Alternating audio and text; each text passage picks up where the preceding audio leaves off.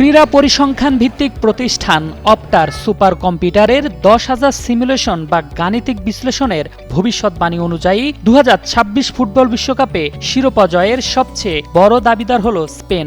সর্বশেষ চ্যাম্পিয়ন্স লিগে পিএসজি শিরোপা জিতবে বলে নির্ভুল ভবিষ্যৎবাণী দিয়েছিল ক্রীড়া পরিসংখ্যান ভিত্তিক প্রতিষ্ঠান অপটা, যার কারণেই অপটার ভবিষ্যৎবাণী নিয়ে দর্শকদের মনে কৌতূহলের জন্ম দিয়েছে। 2022 কাতার বিশ্বকাপ ঘিরেও অপটা ভবিষ্যৎবাণী দিয়েছিল, যেখানে সব দল থেকে এগিয়ে রেখেছিল ব্রাজিলকে। যদিও সেই ভবিষ্যৎবাণী মিথ্যা করে দিয়ে চ্যাম্পিয়ন হয়েছিল আর্জেন্টিনা। এবার তারা আর্জেন্টিনার পাশাপাশি স্পেন, ফ্রান্স ও ইংল্যান্ডকে রেখেছে সেরা 4-এ।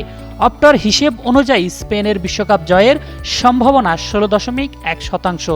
এরপরই রয়েছে ফ্রান্স 13%, ইংল্যান্ড 11.2% এবং বর্তমান বিশ্ব চ্যাম্পিয়ন আর্জেন্টিনা 10.4%।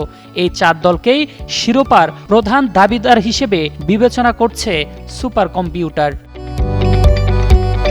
তরুণ তারকা লামিন ইয়ামাল ও রদ্রিদের নিয়ে গড়া শক্তিশালী স্কোয়াড এবং ইউরো জয়ের পর তাদের ধারাবাহিক পারফরমেন্স দলটিকে তালিকার শীর্ষে রেখেছে।